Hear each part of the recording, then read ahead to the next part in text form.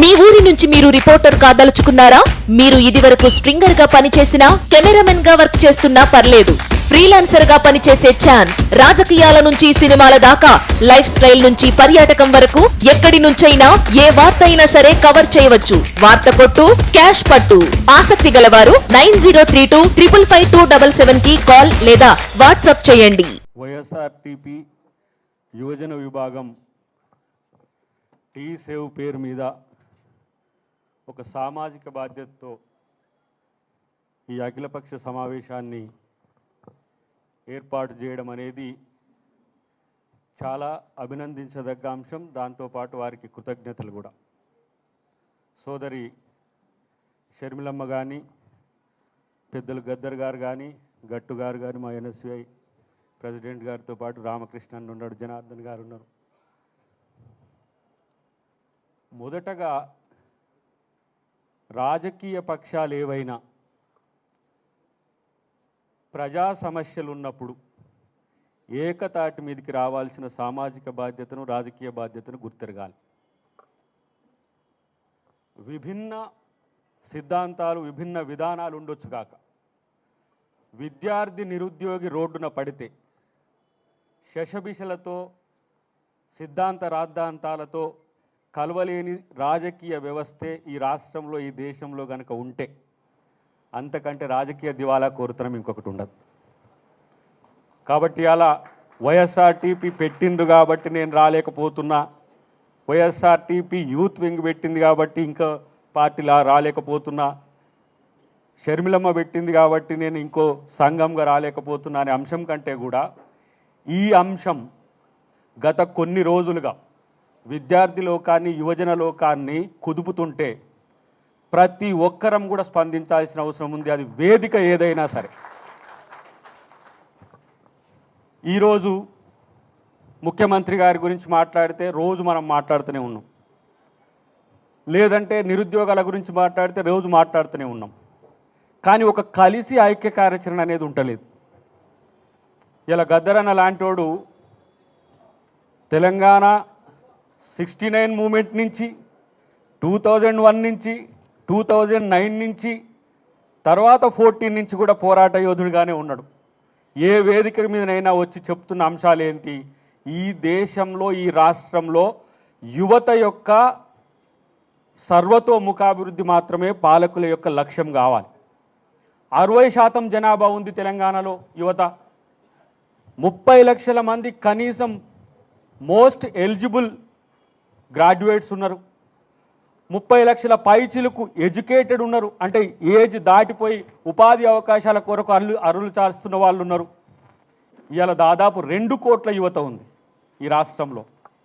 మరి ఈ యువత గురించి ఈ ప్రభుత్వానికి బాధ్యత లేదా? వాడు సొంటకాయగాడు అంటాడు కేటీఆర్. ఏమంటున్నాడు? ఏం బాధ్యత ఉంది మీకని మీడియాని అంటున్నాడు. అరే బేవకూఫ్, నీకేం బాధ్యత ఉన్నది? నువ్వు ఒక యువకునివి. ఈ రాష్ట్రంలో 1200 మంది అమరులైతే ఈ రాష్ట్రం ఏర్పడ్డది. ఆత్మ బలిదానాల యొక్క ఫలితం ఈ రాష్ట్రం. ఇవాళ పేపర్ లీక్ అయితే ఇద్దరు అని చెప్పి తప్పించుకునే ఇలాంటి పనికిరాని చెత్త మంత్రుల వలన ఇవాళ రాష్ట్రం ఇట్లా పాడుపడుతున్నది. యువతికి ప్రతినిధి అయితే, నీకే బాధ్యత ఉంటే ఇలా నవీన్ ఎందుకు చనిపోయిండో ఒక్కసారి చూడు. ఏం రాసిండు? ఐఎమ్ జాబ్లెస్, ఐఎమ్ యూజ్లెస్ అని. ఇది సగటు యువత యొక్క ఆలోచన విధానం. ఈ తెలంగాణలో ఒక్కొక్క ఊర్లో 6 బెల్ట్ షాపులు పెడితే దరిద్రులారా మీరు, నువ్వు నీ అయ్య కలిసి. ఇది చాలదన్నట్టు ఢిల్లీ దానిక మీరు వాక్తిరి, నువ్వు నీ చెల్లె కలిసి. 1,00,000కు పైచిలకు బెల్ట్ షాపులు పెట్టే దమ్ము ఎవడిచ్చుడు? నీకు బాధ్యత ఎవడిచ్చుడు? దరిద్రుడా చెప్పు. కేటీఆర్ మున్సిపల్ శాఖ మంత్రి అంటాడు, దాంట్లో అక్రమాలు జరిగితే నాకు సంబంధం లేదంటాడు. ఐటీ శాఖ అంటాడు, లీక్స్ ఎక్కడి నుంచి వస్తాయి తెలుసా? డేటా సెక్యూరిటీ అనే పదం ఎరకనా? వాడు వచ్చిండు మొన్న, ఫాల్కాన్ కంపెనీ వాడు. నేనెక్కడ చూడలే ఇట్లాంటి రాష్ట్రాన్ని, అమెరికా తర్వాత నాకు ఇదే కనబడుతుందని. ఒరే పిచ్చి సన్నాసి, వాడు అటెండర్ కూడా కాన్ఫిడెన్షియల్ సెక్షన్ నుంచి పేపర్ తీసుకుపోయి తన లవర్లకు పెట్టుకుంటున్నా. దరిద్రుడా తెలుసుకోండి, ఇది మీ డేటా సెక్యూరిటీ. ఐటీ శాఖ మంత్రి అట, ఎంతమందికి పోయింది? మళ్ళీ ఇంకా దరిద్రానికి బండి సంజయ్కి పంపిర్రని ఒక చర్చ, వాట్సాప్లలో పంపిర్రని. మీ రాజకీయ కూడా మాకెందుకు రా సన్నాసులారా?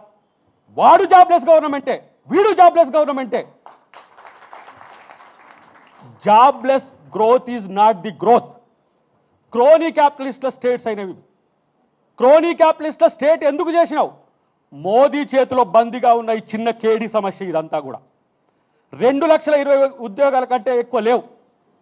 ఉమ్మడి ఆంధ్రప్రదేశ్లో 4,50,000 బడ్జెటరీ పోస్టులు, దాదాపు 1,30,000 కోట్లు రాజశేఖర రెడ్డి గారి కాలంలో, కిరణ్ కుమార్ రెడ్డి గారి కాలంలో అయినాయి. ఇలా రాజన్న బిడ్డగా సోదరి కొట్లాడుతుంటే నిజంగా నాకు గర్వం అనిపిస్తుంది. తను అసలు ఎందుకు ఇంత శ్రమ తీసుకుంటుందని.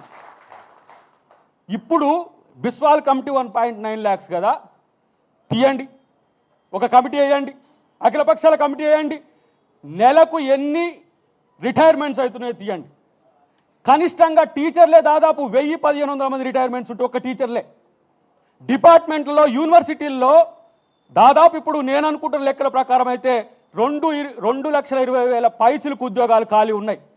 నేను అంటున్నా, ఒరే నువ్వు పెద్ద పోటుగాలివి కదా కేసీఆర్, నువ్వు ఎంత 33 జిల్లాలు చేసిండు, 10 జిల్లాలని 545 ఏంటో చేసిండు, డివిజన్లు చేసిండు, 12,000 గ్రామాలు. మరి ఒక్క బడ్జెటరీ ఉద్యోగం పెంచలేవా నువ్వు? నీకు ఆ దమ్ము లేదా? నీకు ఆ చేత కాదా? ఆ చేవలేదా? ఇప్పుడు పెరిగిన పరిపాలన వ్యవస్థకు దాదాపు 1,00,000 పైచులకు ఉద్యోగాల కల్పన చేయాలి, బడ్జెటరీ పోస్టులు పెంచాలి. జనాభా పెరిగింది. ఒక ఎంఆర్ఓ ఇంకో మండలానికి డిప్యుటేషన్తో ఉండి ఏ మండలం చూడాలి రాబోయ్? ఒక ఎండిఓ ఇంకో మండలానికి, ఒక టీచర్ ఇంకో స్కూల్కు. ఇలా ప్రతి ఒక్క దగ్గర మీరు ఏ రంగం తీసుకోండి దాంట్లో ఇలా కొరత కనపడుతున్న పరిస్థితి ఉన్నది. మరి ఎవరు చెప్పాలి ఇది? 4,00,000 కోట్ల బడ్జెట్, 4 lakhs crores బడ్జెట్ అట. రిసీట్స్ ఎన్ని ఉన్నాయి? 2,10,000 కోట్లు ఉన్నాయి. 2,10,000 కోట్లతో బంగారం కాదు, వజ్రాల తెలంగాణను తయారు చేయొచ్చురా దరిద్రుడా. పరిపాలన అవగాహన లేకుంటే, చేసే గుణం లేకపోతే, చచ్చేది నీవోడు కాకపోతే గిట్లనే ఉంటుంది. 2,00,000 కోట్లు ఉమ్మడి ఆంధ్రప్రదేశ్లో, 1,05,000 కోట్లు. ఉమ్మడి ఆంధ్రప్రదేశ్లో రెవెన్యూ 105,000 కోట్లతో 23 జిల్లాలు పరిపాలించిన దమ్ము ఇలా రాజశేఖర రెడ్డి గారికి ఉన్నది, రోషయ్య గారికి ఉన్నది. మరి మీకు ఎక్కడ పోయింది? కాళేశ్వరము 1,15,000 కోట్లు, మిషన్ భగీరథ 50,000 కోట్లు, మిషన్ కాకతీయ 45,000 కోట్లు, ఇంకోటి ఏదో ఉన్నది ధరణి మీదనే ఈరోజు వాళ్ళు దృష్టి పెట్టిండ్రు. Outer ring road, regional ring road పేరు మీద ఎస్టేట్లను, జాగీర్దారి అబాలిషన్ కానివి, ఇలా వక్ఫ్ బోర్డు భూములు, భూదాన భూములు, అసైన్మెంట్ ల్యాండ్లు 1,00,000 ఎకరాల పైకి అన్యాక్రాంతం చేసిండు. 1,00,000 ఎకరాలంటే దాదాపు 14 లక్షల కోట్ల రూపాయల అవినీతి చేసిన ప్రభుత్వం. నీ పేపర్ లీక్ అయితే వానికి ఎందుకు? నీ మిషన్ కాకతీయ లీక్ అయితే వానికి ఎందుకు? లిక్కర్ లీక్ అయితే వానికి ఎందుకు? వాడి సంపాదన మీద పడ్డాడు. అందుకనే ఈ వేదిక మీద నేను పిలుపునిస్తున్నా, యువత మీరు మేల్కోండి, తెలంగాణను రక్షించుకుందాం. పెట్టిండ్రు కదా T7, తెలంగాణను రక్షించుకుందానికి నీ మీద దాడి జరుగుతుంటేనే, యువకులు మీరు గ్రామాల్లో ఉన్న మీరు, మీ మీద దాడి జరుగుతుంటేనే, మీ ప్రాణాలు పోతుంటేనే, మీ యొక్క జీవితం ఎలా ప్రమాదకరంలో పడుతుంటేనే మీరు స్పందించకపోతే ఈ తెలంగాణ ఉద్యమం వల్ల వచ్చిన తెలంగాణ యొక్క ఆలోచన విధానమే వేస్ట్ అవుతున్న పరిస్థితి ఉన్నది. ఏన్ని కాంగ్రెస్ పార్టీ నాయకునే కాదు కదా, తెలంగాణ కొరకు పిల్లలు పిట్టల్లా రాలుతుంటే ఎత్తుకున్న చేతులు కదా ఇవి, కడుపు మంతది కదా. మరి వాడికి ఎందుకు మాట్లాడు? కేసీఆర్ తెలంగాణోడు కాదా? పెడతావు ఎంత? అన్ని పార్టీలకు 2024లో వచ్చే ఎన్నికలకు ఆయన ధనం సమకూరుస్తాడట. ఎక్కడి నుంచినైనా మా చెమట, మా రక్తాన్ని ఈరోజు దోచి దేశంలోని రాజకీయాల కొరకు పోతున్నావు. పో, తెలంగాణ క్షేత్రాన్ని విడిచి వెళ్ళిపో. ఇక్కడ యువత ఇలా బాధ్యతతో ఉన్నది, బాధ్యతతో కాదు బాధతో ఉన్నది. ఇలా వాళ్ళు కునారెళ్తుంటే కడుపు మండుతున్నది. అందుకోసం ఇలా ఈ యూత్ వింగ్ ఈ సమావేశం ఏర్పాటు చేసింది. నేనంటున్నా కమ్యూనిస్టు మిత్రులు కూడా, దొర ఏందిరో దొర పీకుడేందిరో అన్న పాడిన మా గద్దరన గిన్నె ఉన్నాడు. మరి ఆ దొర ఏందిరా దొర పీకుడేందిరా అని పాట పాడిన కమ్యూనిస్టులు పోయి ఆ దొరకాడ జీతం ఊడిగా ఎందుకు చేస్తున్నారు అబ్బాయి మీరు? సిపిఐ సిపిఎం సిద్ధాంతపరంగా మనకు లెక్క ఉండాలి కదా. ఇలా నేను మణిపూర్ ఎలక్షన్స్కి పోయిన మొన్న, వరకు కమ్యూనిస్ట్ పార్టీలు కొంతమంది పోయి బీజేపీకి సపోర్ట్ చేస్తారు. ఇదేంది బోడోలు పోయి బీజేపీకి సపోర్ట్ చేస్తారు అంటే వాళ్ళ విధానాలలోనే మార్పు వచ్చింది. నేను సీతారాం యేచూరి గారు కూడా ఇక్కడికి వచ్చినప్పుడు ఒక స్టేట్మెంట్ ఇచ్చిండు. ఏమని? రాజ్యాంగాన్ని మార్చాలన్న కేసీఆర్ కరెక్టే, మరి ఇక నువ్వెందుకు రాబోయ్ మాకు మీ ఆరిపోయిన ఎర్ర జెండాలు ఎందుకు ఇక్కడ? పోయి మీ బిల్డింగ్లో కలర్లు వేసుకుంటానికి కేసీఆర్ పైసలు కావాలనా? మీ బిల్డింగులు కాపాడుకోవడానికి 2,000-3,000 కోట్ల రూపాయలు కాపాడుకోవడానికి కేసీఆర్ ప్రభుత్వం కావాలనా? ప్రజల ప్రాణాలు పిట్టల్లో రాలిపోతుంటే తమ్మినేని వీరభద్రం నీకు పనికిరాదా? తెలంగాణ యొక్క యువత యొక్క ఆక్రోధన. మీ కూనంనేని సాంబశివరావు ఎవరో, ఇప్పుడు కొత్త ఆయన ఎవరో తేడా పోయినాక వచ్చినట్టుంది, చాడో బోడో సాంబశివరావు ఏం చేస్తున్నారు? మీ పోరాటం షర్మిల ఈరోజు ఎందుకు చేయాల్సి వచ్చింది? మీరు అంటారు కదా ఈ ప్రాంతం పిల్ల కాదు, ఈ ప్రాంతం సోదరి కాదు, ఈ ప్రాంతం యొక్క ఆడబిడ్డ కాదంటారు కదా, మీరెందుకు చేయట్లేరు ఆ ఉద్యమాన్ని అని చెప్పి నేను కమిషనర్ ప్రశ్నిస్తున్నా. రేవంత్ రెడ్డి గారు ఇలా మాట్లాడితే రేవంత్ రెడ్డి గారిని హౌస్ అరెస్ట్ చేస్తారు. ఇప్పుడు 3 రోజులు నా జీవితంలో నేను హౌస్ అరెస్ట్గా అయి ఉండలే. నేను ఇంత పెద్ద నిర్బంధం ఉన్న ఉద్యమాల్లో పాల్గొన్నా, కానీ ఏ రోజు హౌస్ అరెస్ట్ కాలే. నన్ను 3 రోజులు 5 గంటలకు రావాలి, 9 గంటలకు వదలాలి. పాపం ఆ పోలీసు వాళ్ళని చూసి నాకు బాధ అనిపించేది. నన్ను అరెస్ట్ చేసేసరికి మీకెన్ని బాధలు వచ్చినాయి? సర్ది కట్టుకొని రావాలి, వచ్చి కూర్చోవాలి ఇంటికాడ. అంటే నేను మాట్లాడితే సమాజానికి ఉపయోగపడే భరోసా ఇచ్చేది నేను ఇస్తే నా గొంతు నొక్కితే నువ్వు మాట్లాడు కేసీఆర్, బయటికి వెళ్ళి నువ్వు ఒక్క మాట మాట్లాడినవా? అరే ఒక్క పేపర్ లీక్ అయింది, 4 పేపర్లు ఎందుకు రద్దు చేసినారు దరిద్రులారా? 4 ఎందుకు రద్దు చేసిండ్రు అంటే 4 పోయినాయి. ఇప్పుడు 2 పేపర్లు రద్దు అయినాయి. మొత్తం ఈ 10th మొత్తం కూడా ఆన్లైన్లో కూడా పెట్టేంత పరిస్థితి అక్కడ ఉన్నది. కాబట్టి మిత్రులారా, రాజకీయాలు పట్టించుకోవద్దు. ఈ అంశాల్లో రాజకీయ అంశాలను పక్కన పెట్టి ఎవడైతే మనసున్న రాజకీయ నాయకత్వం ఉంటుందో ప్రతి ఒక్కరు చేసేదానికి మనం అందరం కూడా సహకరించాలి. సోదరుని నేను చెప్తున్నా, 18వ తారీఖు నాడు కూడా కోదండరామ్ గారు ఏదైతే ఏర్పాటు చేసిన అఖిలపక్షానికి కూడా మీరందరూ కూడా పాల్గొనండి. మేము కూడా రేవంత్ రెడ్డి గారితో మాట్లాడతాం తొందరలోనే.